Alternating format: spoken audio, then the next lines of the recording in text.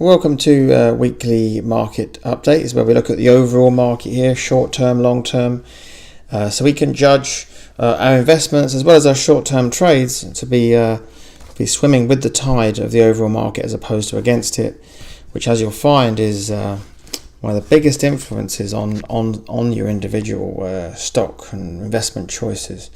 So let's look at the S&P 500 here, which is kind of the benchmark of what we look at. It's the main index for USA, which everything is affected by. Here's the very long-term picture then, started back to 2009, and it's pretty much staying above its moving average there, the blue line, for most of the time, barring a few interruptions.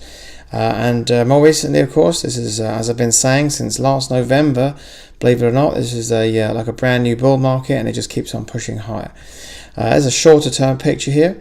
Actually, we had a brand new all-time high again on Friday. There's just no stop in this market, which is why I've been saying long-term and short-term is up for over half a year now. It's quite extraordinary.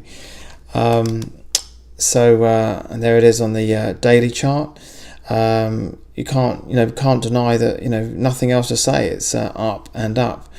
I don't even see really any warning signs yet of an imminent correction. I'm looking at all kinds of indicators. Nothing has looked to send this thing off the rails as yet. We are entering earnings season, which is just going to start getting warmed up next week. And those of you on the Rogue Trader system will be looking forward to that. I know.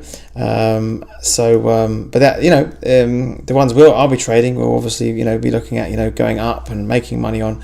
But it depends. All it takes is a few upsets in the wrong places, and that could could trouble the overall market. But as yet, nothing else to add to previous weeks. It's a bull market, and the short term trend is currently up. I'll speak to you next time.